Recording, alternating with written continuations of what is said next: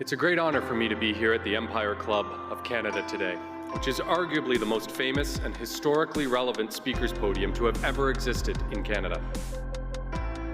It has offered its podium to such international luminaries as Winston Churchill, Ronald Reagan, Audrey Hepburn, the Dalai Lama, Indira Gandhi, and closer to home, from Pierre Trudeau to Justin Trudeau. Literally generations of our great nation's leaders, alongside with those of the world's top international diplomats, heads of state, and business and thought leaders.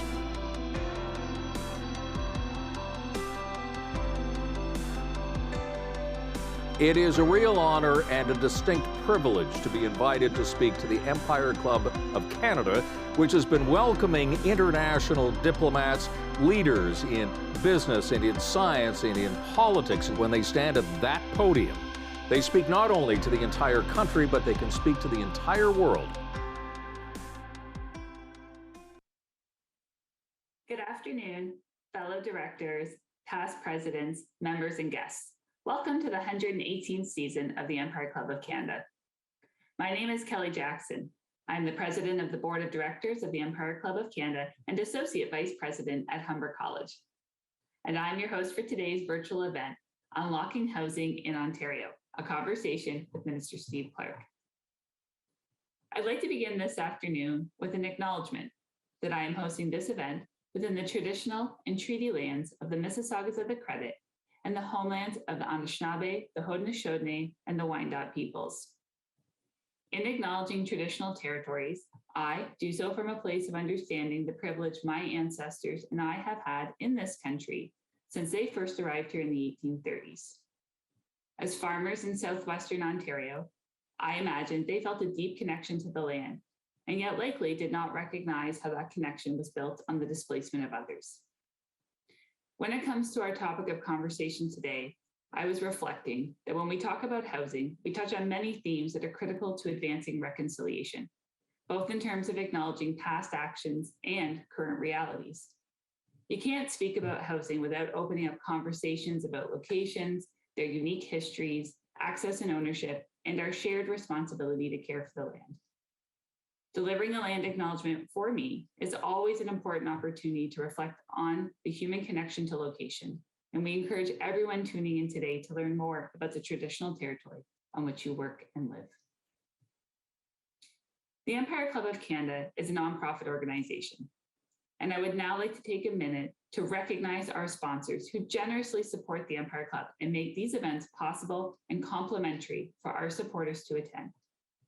Thank you to our lead event sponsor, OREA, Ontario Real Estate Association.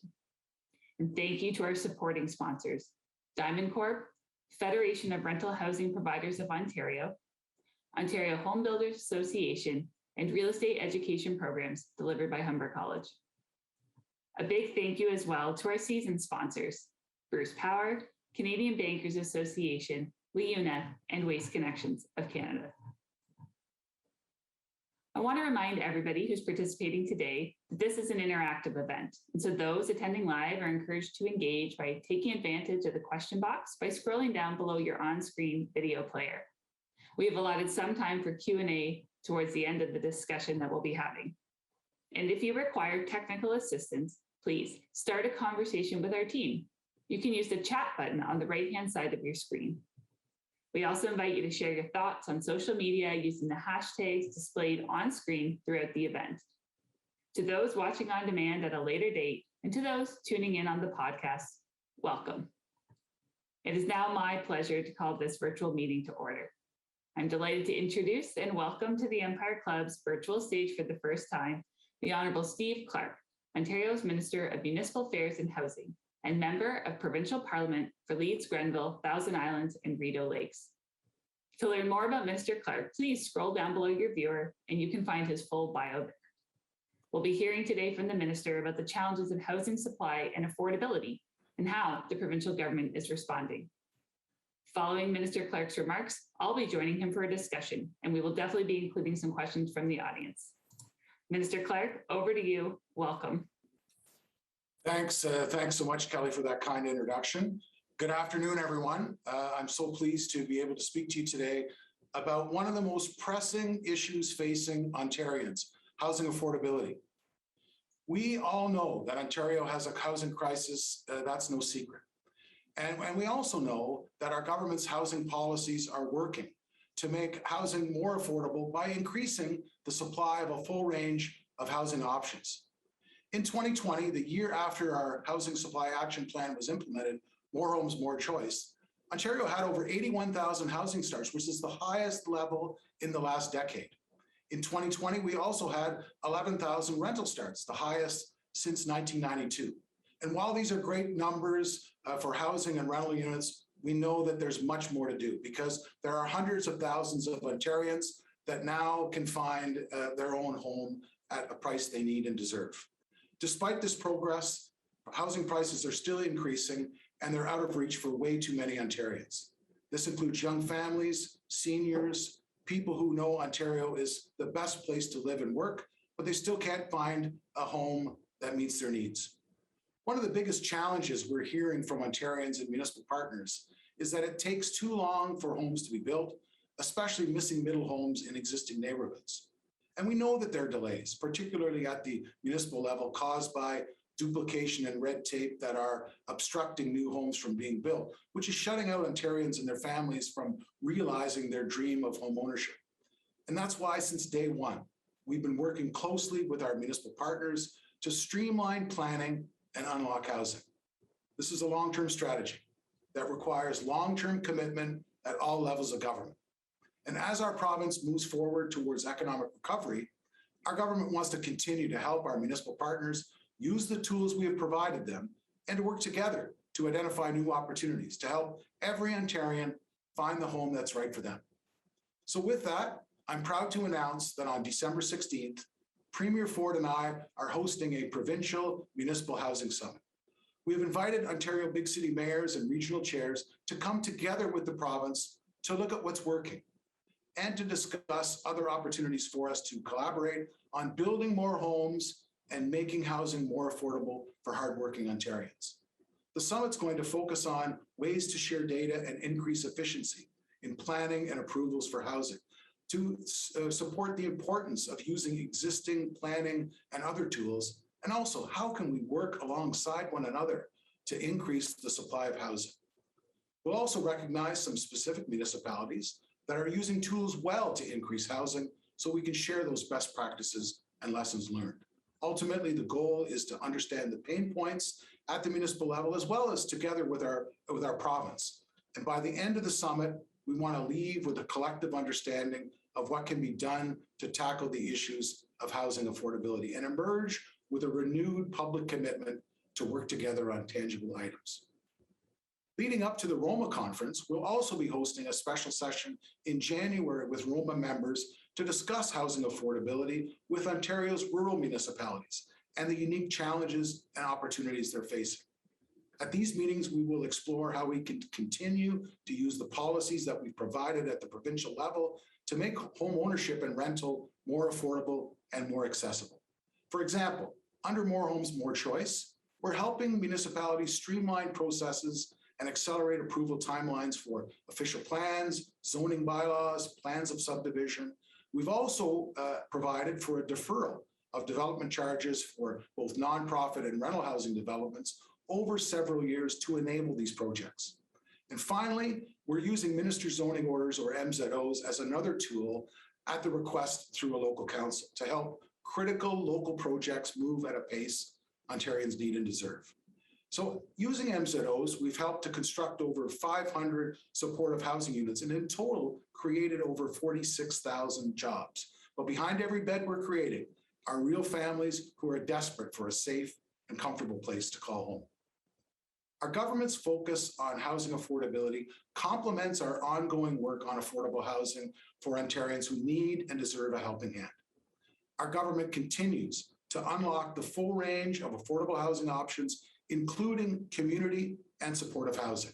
And through our community housing renewal strategy and Ontario's response to COVID-19, we're providing more than $3 billion in this fiscal year and last. And it includes over $1 billion in flexible supports under our Social Services Relief Fund to both our municipal and Indigenous partners. The biggest investments of the province in our history have resulted in the last several years.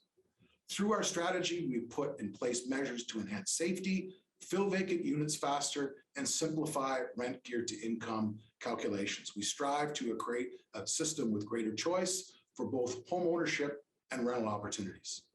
Our government will continue to remove barriers to building homes, encourage innovation, collaborate with communities, all of which will make it easier for hardworking families and Ontarians to find a home that meets their needs and their budget. We believe that all levels of government need to work together so that every Ontarian can realize the dream of home ownership. So thank you so much, Kelly. I'm looking forward to the questions. It's a fantastic turnout for my first stint at the Empire Club. Thank you so much for inviting me.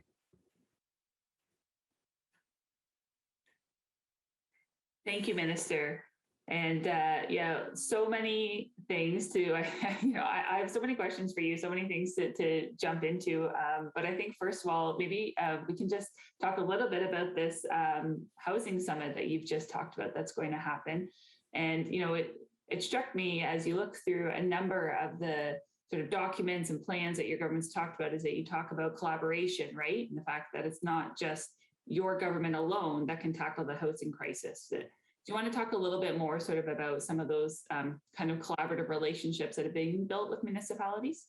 Yeah, I think that's a great question. So one thing during the pandemic, I believe our government's never been closer to Ontario's 444 municipalities. And we've decided to go ahead with this summit, which is very important. It's very important to the Premier. If you listen to him in question period, he talks often about sitting down with mayors to have this discussion. So we'll start on December 16th with Ontario's big city mayors and regional chairs. We'll also, the following month in January, because it's the Rural Ontario Municipal Association, or ROMA, we'll sit down with rural mayors as well. But at the end of the day, what the Premier and I hope is to build upon the collaboration that we've had throughout the pandemic with Ontario's municipalities. And we know that they agree with us that housing is a priority at all levels. I've spoken many times to my federal colleague, the Honourable Ahmed Hussain, about the community housing side and the things that the federal government wants to put forward. Never in my lifetime, Kelly, have we had such a situation where all three levels of government have placed housing and housing affordability and also community housing as such a priority. So we're really hoping to use the meeting in December as a springboard to some of the other measures we're talking about. That's, I think just keeping this conversation going on so many fronts, right, is going to be key to moving forward. Wondering a little bit about the community housing piece. You just referenced it, and I know there's a community housing renewal strategy. And I just want to talk a little bit more about that, and maybe you could give a sense to the viewers who are tuning in today a little bit more about sort of what that entails. Yeah, prior to the government launching our Housing Supply Action Plan, More Homes, More Choice, we announced a community housing renewal strategy because we needed as a government to put a plan in place to sustain, repair, and grow our community housing system, which was largely ignored by the previous government. It's very, very important that we work with our 34 service managers at the municipal level, also our 2 Indigenous program administrators, to not just repair what we have in the system, but also to put a regeneration plan in effect. And we've had tremendous uptake by our municipal partners. As I said in my short address, the community, the social services relief fund that we were able to distribute to municipalities during the pandemic have gone a long way to stabilize our system. But now we're looking at more long-term sustainable projects from our municipal partners. And many of them feel the supportive housing bucket is really the way to go because it provides that wraparound services that I think people need at the time. And I know that Minister Hussain and I have spoken about it at the federal level. They just announced in their throne speech about a municipal accelerator fund, which I think works very closely with many of the measures that we've done over the last 20 months with municipalities, with nonprofits, with people in the co-op sector and others. But we need to give them that stability. We need to make sure that some of them will have their mortgage agreements coming due very soon. It provides some anxiousness and some anxiety because at the end of the day, we could lose up to 100,000 units out of our community housing system. That, as far as our government concerned, can't happen. We need to make sure that we provide the resources to municipalities so that they can keep those units in the system and expand further. So the community housing renewal strategy is very, very important for our government moving forward. I think one of the other interesting things that we've seen is some innovation when it comes to working with some of the municipalities around, I think, creative solutions and different ideas of, sort of how to get at different types of housing needs. And one thing I, was really struck by recently was the announcement about the work with the City of Kingston and the tiny homes project supporting veterans. I don't know if many people necessarily would know much about that, and I know it's not a huge project, but I thought it was just a great little example of something different and something that maybe you wanted to share about. And thanks for that. Collaboration with municipalities. No, it's a very exciting project, and we've been working with the Homes for Heroes Foundation for a number of years. They've got successful projects in Calgary, and they're just getting ready to open the one in Edmonton, I think next week.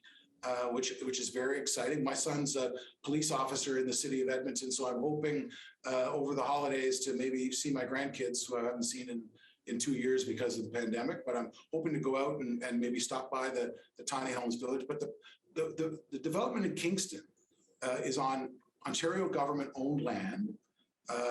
We're going to be using it for a veterans village, the first in Ontario, which will provide up to 25 tiny homes. But more importantly than the safe place to call home is those wraparound services, because this is a program that at the end of the day, after a couple of year period, we hope the veteran, is integrated back into their home or into another stable way in terms of making sure they have a safe, stable place to call home. And I did a minister's zoning order on it. Which basically will cut a couple of years off the project. In fact, the CEO of Homes for Heroes said at the announcement on November 10th that this is the fastest any of his projects have moved forward in Canada. So that made me feel good because we owe these veterans a safe, stable place to call home.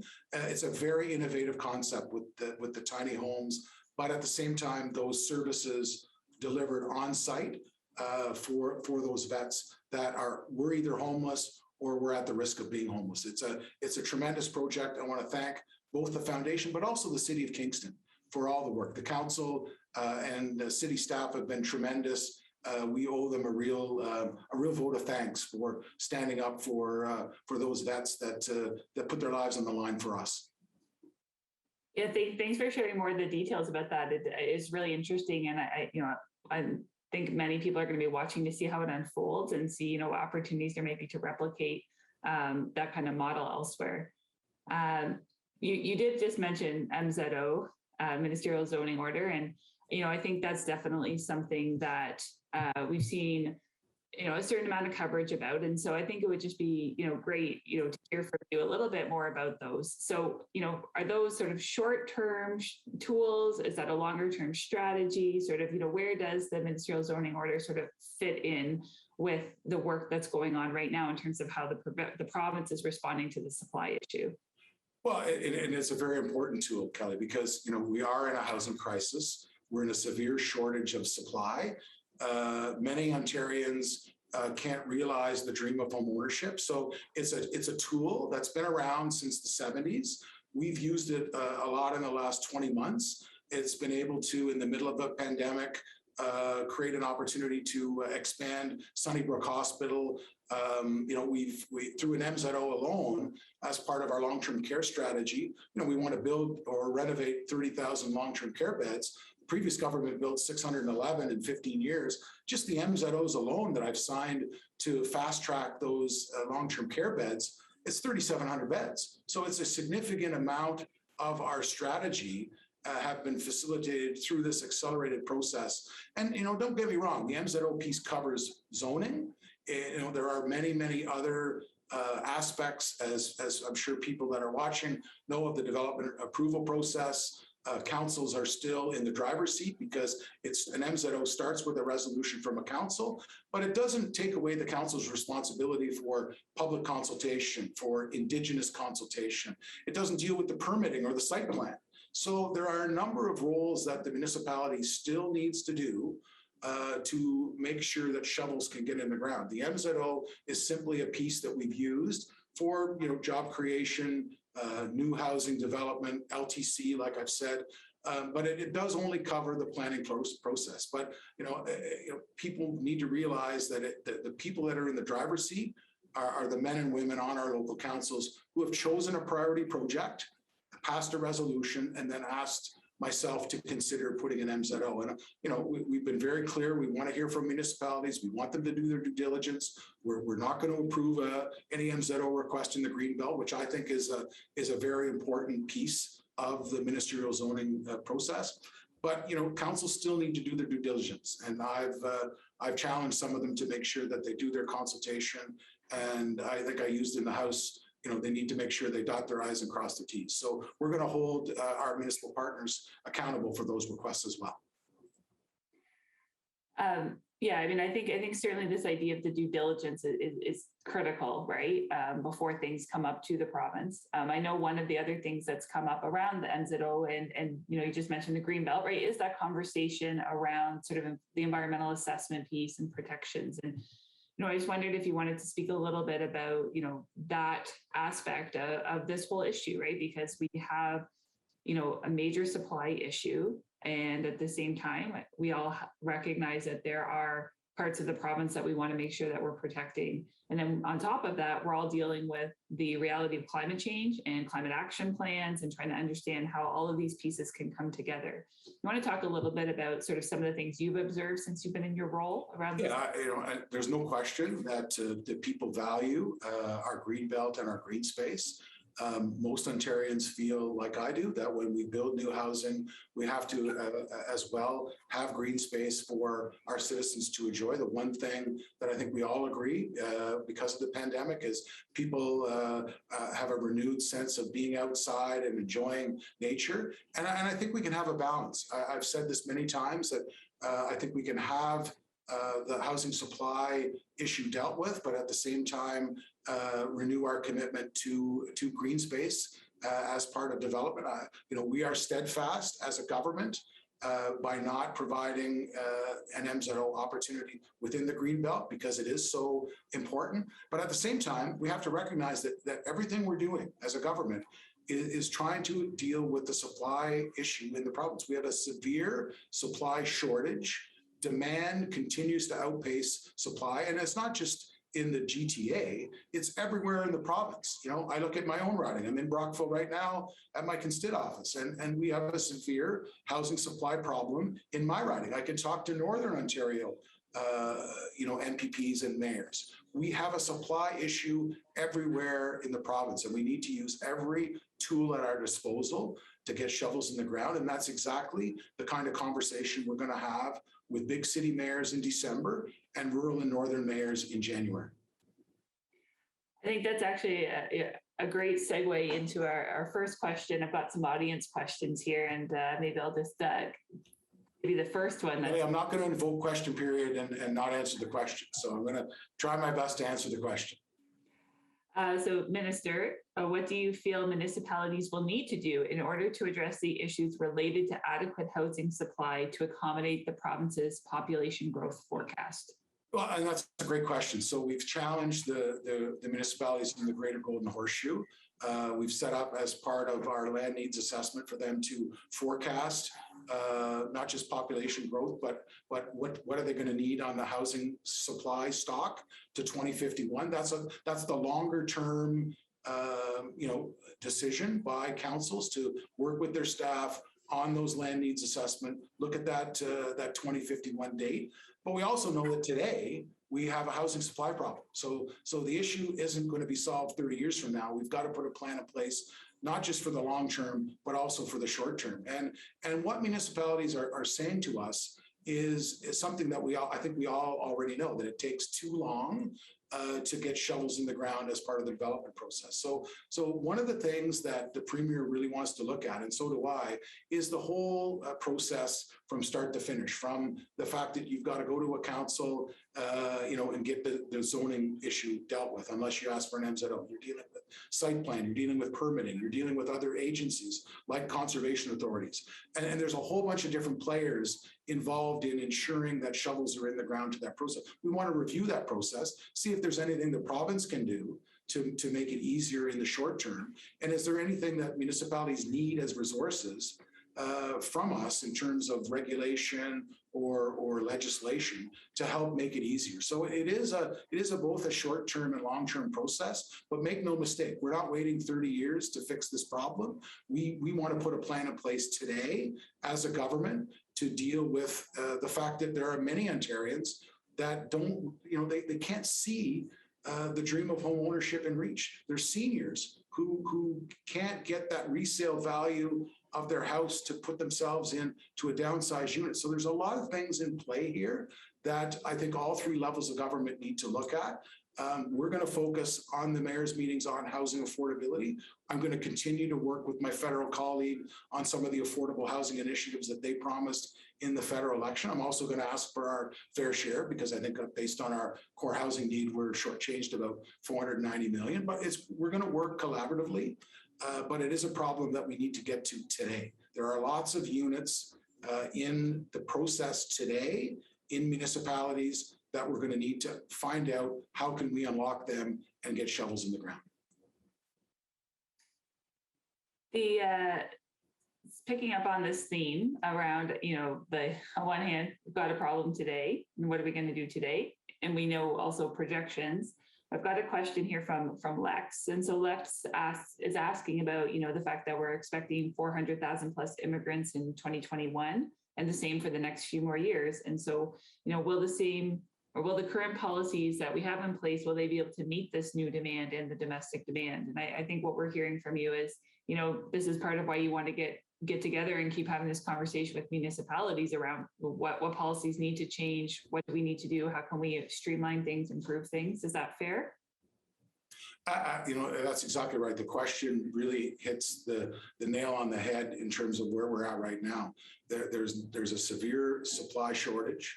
There are a number of people who are coming to Ontario or who live in Ontario today who can't find a home that meets their needs and their budget. So we need to look at all of the tools we've given municipalities to deal with all the different types of housing.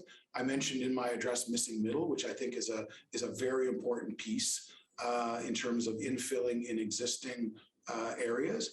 But we also know that we need more housing outside of our urban boundaries. And while the land needs assessment will deal with that sort of 30-year look, we also know that there's a lot of projects. I spoke to a couple of mayors this morning, and just that conversation about what we're going to talk about in December, they were recalling projects in their own municipalities that have been stalled for a variety of reasons. And I think the Premier and I need to hear what are the pain points, what needs to be done to get them out, and those forecasts, whether they be the number of new Canadians coming to Ontario every year, or whether it's just simply the fact that there's not enough homes being built of all types to deal with supply. It's a challenge that we urgently have to put a plan in place for. One of the other things that I noticed when I was looking through the action plan on housing supply and some of the other things that your government's come out with is a real focus on transit-oriented communities and sort of increasing the number of those and really thinking thoughtfully about that kind of development. And that then bridges into, your colleague, Minister of Infrastructure, and obviously Assistant Minister of Transportation and others around the work that they're doing. And so as you're thinking of, we're talking about, big city mayors, and obviously there's smaller cities, but sort of what are you hearing as you're talking to your municipal counterparts around transit-oriented communities and sort of the need for those? Yeah, I think, Kelly, there's a lot of interest. Obviously, Minister Surma, she's done such a fantastic job in engaging municipal partners around the concept of transit-oriented communities, and the fact that in Toronto and York Region, where our priority transit projects are well over $25 billion, we have to leverage that asset. People want to live and work in complete communities where transit's available. So we've got to put a plan in place, working with municipalities and different project partners to be able to deliver on that. And we know, based on some of the consultations that we've done over the last 3.5 years, that if there's an area where people want to intensify, it's around transit. And people want to make sure that they've got a place to live, a place to work, and transit available. So it's a very important concept that Minister Surma and I continue to work on. She, as I said, she's done just such a tremendous job as minister to move this file forward. And again, if we're going to deal with our severe supply shortage, we're going to need to make sure some of those projects move by quickly. That was the reason why we made some of the changes on the enhanced zoning, minister zoning orders, because it needs to be put in place under transit, and we need to work very quickly. So there might be some that have criticized us for the speed in which we've made those changes, but we're in the middle of a crisis, so we've got to act fast. And I make no apologies for some of the things that I've done. We need to use every tool that we have at our disposal to move some of these projects forward. So I'll be a continued partner with Minister Surma on the TOC file. That's great to hear. I think that's definitely going to be a key part of managing growth and intensification going forward in this part of the province where I'm sitting today. Jumping, you mentioned Toronto, you mentioned York Region. If we can jump over to Hamilton for a minute, because I've got a question about Hamilton. Just talking about them yesterday. Absolutely. I think there's been a bit of media coverage around the council decision there around approving a no urban boundary expansion. So the question is just wondering about the province's response to this. I know you have been out talking about this, but for viewers who are tuning in and aren't aware, so do you want to speak to that for a minute? Yeah, I'd love to. So I haven't received yet the proposal from the City of Hamilton. So I'm going to receive it.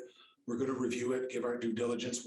My message to Hamiltonians is all options are still on the table.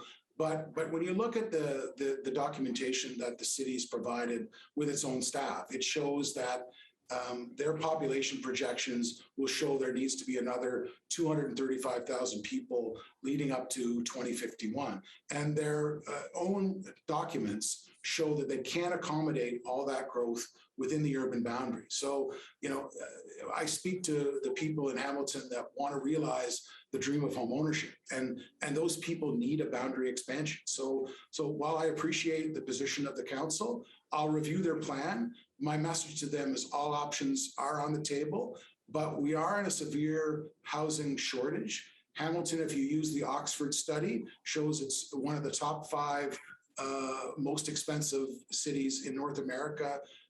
So we need to do something. We need to be able to provide housing options. And the city's own documents show that an urban boundary expansion has to take place to accommodate population growth. But to the mayor and to the council, we need to continue to work together. I'm not closing my mind to things. As I said, all options are on the table. I'm going to give their plan due diligence, but I want them to know that at the end of the day, everything we're asking of municipalities in the Greater Golden Horseshoe is because of our housing severe shortage. We've got a number of questions that people in the audience are asking to do with vulnerable populations and, how this housing crisis that we're in now, right, when we talk about the supply, sort of what that looks like when we're talking about vulnerable populations. So Bonnie was asking, for example, about people with developmental disabilities and how we can make things more accessible and affordable for that group. We also had a question coming in around people who, wondering about lowest income households and, being able to find affordable or social housing and increasing overall housing supply. How does that help them?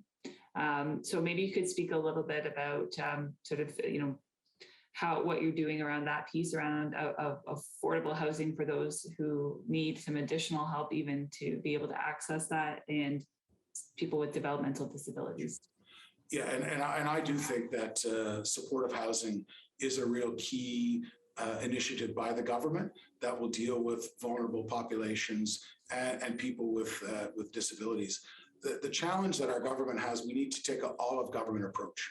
The supportive housing file, I have to tell you, I'm quite frustrated because we have a number of ministries, my ministry, Ministry of Children, Community and Social Services, Ministry of Health. We provide about 22 supportive housing programs, different ones in the ministries. We spend probably about $2 billion and we only help about 45,000 people. So we need to have a better integrated system. It's not about taking money out of the system. It's about making money work better in the system. And there's got to be a way where we can do a better job with making sure people don't have to tell their story 3 times, depending on whether they're accessing a housing program or a program under health or a program under community and social services. There's got to be a way where we can avoid costs between the ministries and drive more efficiency within the provincial government that at the end of the day helps those who need it most. The other issue is, and it goes back to my federal comment, we're the first province or territory that signed on to the National Housing Strategy. We're now in the midst of renegotiating for the first time the NHS, and money is given out based on population. I can argue that Ontario, based on its core housing need, which is greatest of any province or territory, we should be getting, based on our core housing need, $490 million extra. So if we got that money, if we received that recognition from the federal government, we'd be able to pass it along to our municipal partners, we'd be able to pass it along to our Indigenous program administrators, and we'd be able to get shovels in the ground. And the challenge that I've given all of our mayors throughout the pandemic, with all that extra dollars that we've given them as a government for social service relief, we need to get long-term, we need to get sustainable, and we need to have projects ready for when the federal government announces their initiatives that they promised during the campaign, that we're the first ones in line to get the money. And as I said, I talked to Minister Hussain this morning. I'm not going to dwell on the core housing need. What I am going to dwell on is the fact that we're ready in Ontario, that when the federal government gets ready to implement their share, we'll be there as part of our renegotiated national housing strategy to work with our municipal partners to get those long-term sustainable projects that they're going to have ready. Because I've told them we need to have those projects ready to be shovel ready. And I think that's my message to Ontarians, that yes, we're going to have a significant conversation around housing affordability, which is more of a private sector conversation, but we haven't forgotten nonprofits, and we haven't forgotten our 34 service managers and our 2 Indigenous program administrators. They know that we're ready to work with them, and we've challenged them to get those solutions, and they've delivered. They've worked really, really hard over the last 20 months, despite all of the challenges that COVID-19 has presented to us. They've done a tremendous job in building new units, in renovating existing units, and ensuring that there's a safe, secure place to call home in their areas. And I know that, in my home riding, it's been challenging because they haven't been used to that type of financial commitment by the provincial governments, and they're not used to having a federal government that started a rapid housing initiative. So this is again speaks to what I said earlier. We need to make sure that all 3 levels of government are working together. All 3 levels of government have a common focus and a common purpose, and we've had tremendous cooperation today. The last 20 months have shown unprecedented that we can all work together. We can put aside partisan differences. We can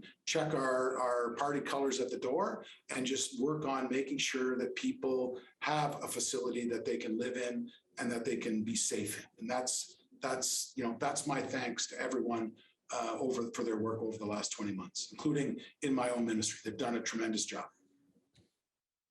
Yeah, I think it's important to take a minute and recognize how much work has been accomplished, during the pandemic, during times when everybody is dealing with individual challenges and so much disruption. And yet there has been a lot of progress made, and whether it's in the not-for-profit sector or the private sector or with the municipalities, I do think it's important to take that moment to recognize that. We do have a couple of questions that have come in around homelessness and thinking about specifically, what can be done to improve housing options. So I'll just give you a sense of what those are. So one is around, long waiting lists for subsidized housing for people experiencing or at risk of homelessness, and sort of what plans there may be to address that. And then another question as well around the by name lists. So somebody referencing that they've heard about these by name lists, and just wondering if you could extrapolate a bit more, explain like what those are and how they support people who are at risk or experiencing homelessness right now. Yeah, for all the changes that we've made in community housing, we've tried to simplify rent guarantee income. We've tried to create more of an access system instead of a wait list. Probably the one I'm most proud of is the by name list. And the system I inherited, the homelessness enumeration, was a patchwork of decisions. Every service manager seemed to use a different methodology. And I remember going to the Canadian Alliance to End Homelessness conference at a hotel near the airport. And I was amazed at some of the statistics on the wall about how municipalities were working diligently to end homelessness by 2025. And I asked, what was the common focus of all of those municipalities? And these were not just Ontario municipalities, they were Canadian municipalities. And it was the by name list. And it was to create a list of individuals and the needs that each individual required to make sure that they're safe and secure. And I think it's going to be great in Ontario that by the end of this year, we're all going to be using the same metric for homelessness prevention. And I think it puts us in a lot better situation when every one of us in Ontario are using the same system. You're not having different systems used in different municipalities. And we ensure that the by name list helps individuals. These are people. We need to help them, and we need to put a plan in place that gives them the services and the accommodation that they need. And for far too long, we didn't in this province, under all levels of government, all parties at the provincial level, allowed different systems to take place. And I'm a big believer in flexibility. Don't get me wrong. I'm not on the ground in every community. So the people that are can make the decisions on how they spend their dollars. That's why we make programs like the Community Homelessness Prevention Initiative and the Home for Good program so flexible, because what's good in Brockville might not be good in Toronto or might not be good in Northern Ontario. So, but at the same time, when it comes to people, we need to use the same metric. We need to enumerate and then put a plan in place to help people based on a single plan. And I have all the faith in the world in the plan that we picked up, that was shown by a very credible organization like the Canadian Alliance to End Homelessness. So I'm so glad that our municipal partners, who I pushed throughout the pandemic to make sure that this list was in place by the end of the year. And I want to thank all of them for the work that they've done. This will make a real difference in the lives of our most vulnerable for many, many years to come, because we kept this single system. Thank you for taking us through a little bit of that journey so we can better understand sort of what that piece is and why it's so important. Just wondering as well if we can make sure, we've probably got time for just a couple more questions before we have to wrap up today's session, but I don't think we've sort of specifically talked about rental housing. I know that you did reference it in your remarks, but just wondering if you could talk a little bit about sort of what measures the government's been putting in place in order to really support the building of more affordable rental or just general rental options across the province. Well, we know, Kelly, that there wasn't a lot of rental being built in the last 15 years. We campaigned in the 2018 election that we were going to protect rent control for existing renters. In the fall economic statement of 2018, our finance minister, Vic Fideli, at the time, we lifted the rent control exemption on new buildings. And the result was the fact that, as I said in my address, last year, despite the pandemic, we had 11,000 starts for rental, which was the highest figure we've seen since 1992. And that figure, whether you use CMHC or Urban Nation or RBC Economics, it all shows that we were at the highest level since the early 90s because of that decision. What we now have to do is we now have to build upon that. We, as part of the Housing Supply Action Plan as a government, allowed municipalities to defer development charges to incent more rental housing and affordable housing. And some municipalities, I have to tell you, have taken advantage of it. One of the things that we're going to be asking them at our housing summit in December and also in January are they using those tools? Are they incenting for more rental construction in their communities? I think it's key. I think there are a number of areas. Yesterday in the House, in my response to the speech from the throne, MPP Norm Miller talked about an event I was at in Gravenhurst, where it was I thought it was a modest rental building, but it was essentially increasing their rental stock by almost 40%, which is one development of rental accommodation. So, for a small community like Gravenhurst, this meant the world. And that council pulled out every stop to get that development approval process so we could get shovels in the ground. So there are political rock stars out there who see purpose-built rental accommodation as a very important piece. And again, one of the things we're going to be talking about in the next month is, are our municipalities using those tools? Do they need more purpose-built rental? And can they use some of the measures we've put in our Housing Supply Action Plan to get it done? We started off our question and answer period talking about the summit that you announced, and maybe as we sort of bring the question and answer period to a close, we can turn to Andy's question here. And he, it's a pretty simple question. He just says, what is your goal for the Housing Summit? Well, yes. What does success look like? Well, success looks like we're bringing in every big city mayor and also regional chairs, and we're focused on housing affordability. We are still going to work with all three levels of government on that affordable housing piece. I've been pretty clear on that piece, but what success looks like is that we have an honest conversation on what the province needs to do to make sure that more housing gets built to deal with our housing supply process. What also looks like a success is when we have a number of large urban municipalities that can be showcased, that have actually put a good plan in place that can be duplicated in every corner of our province. And I'm not saying that we've done, there's much, I'm the first guy to admit, Kelly, that there's much more the province can do. What success looks like is a very honest, collaborative conversation between municipalities in the province. If there are things I need to improve upon, if there are things that municipalities need to improve upon, which I think we all agree there is, that's what success looks like, that we have a collaborative meeting and a plan moving forward on things that will change to help people get that affordable home, whatever it looks like, whether it's a rental or a family-sized condo or a detached, whatever it looks like for people, that we've got a plan in place that meets their needs and their budget. So I'm excited. I think it is a good opportunity to get big city mayors. The premier is pumped.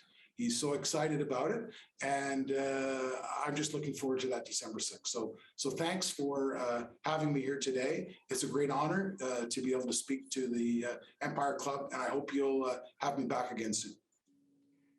Absolutely. It's been great to have you here and to be able to, share so many of the questions from our audience directly to you. And, we always get so many more questions than we ever get time to get to them all. So I want to thank everybody for their engagement. I'm now going to ask David Oipel, who is the president of the Ontario Real Estate Association, who is our lead exclusive sponsor for the event today, to join me and provide some appreciation remarks. David, welcome. Kelly, thank you very much. And Minister, it's very good to see you again. Thank you. A big thank you to you for the very informative presentation today and a look at Ontario's housing landscape, and for the excellent work that you and the Ford government have done on this front to increase housing supply, cut red tape, and get more homes on the market faster. Today, OREA is very excited to hear your announcement for the Housing Summit with mayors and regional chairs on December 16th, and then with northern and rural municipal leaders. Please let us know how OREA can assist. As you know, Minister, here at the Ontario Real Estate Association, we talk a lot about the value of home ownership, helping build stable communities, supporting families, and generating economic activity. And as both a realtor and president of OREA, let me tell you, it is always great to hear from a minister who both understands the role home ownership plays in our province and who shares our goal of bringing the dream of home ownership to a reality to more Ontarians. You very much understand that this is not just a Toronto issue, but an issue from Brockville to Sarnia to Thunder Bay. You know, fixing Ontario's affordability crisis starts with meaningful action to boost housing supply. And that, thanks to your leadership, Minister, that work is already underway. This is the most pro-home ownership government in Ontario in more than a generation. Since taking office in 2018, your government has incentivized development, increased housing and rental starts, reduced red tape, streamlined the approvals process, and most recently committed to striking a housing affordability task force. In 2020 alone, your more homes started construction in Ontario than in any other year over the past decade in the middle of a pandemic. The direct outcome of Minister Clark's initiatives, including the More Homes, More Choice Act, which incorporated 8 out of 10 OREA proposals to increase housing supply in the province. But we know further action is still needed. A combination of new pro-growth policies, supply increases, and changes to allow for a variety of affordable options for families will be crucial in helping frustrated buyers and renters finally get the keys to their new home. So on behalf of the Ontario Real Estate Association, thank you for sharing your thoughts and ideas with us today on how we can continue to best address the housing crisis in Ontario. And we look forward to continuing the conversation into 2022 and beyond. Kelly, back to you. Thanks, David. I want to thank Minister Clark again for joining us today. It's really exciting to hear about the summit that is going to be happening next month and all of the other things that are in motion in order to continue to try to tackle this issue. It's definitely a topic that is near and dear to everybody's hearts. And I just want to really, thank him again for coming today and just speaking with us so candidly and talking directly to so many of the questions we had from our audience. Our next event is on December 2nd. It's at noon Eastern time. Please join us for a presentation and a panel discussion on open banking and how it's becoming an essential choice for Canadians. More details and complimentary registration are available at empireclubofcanada.com. This meeting is now adjourned. I wish you a great afternoon. Take care and stay safe.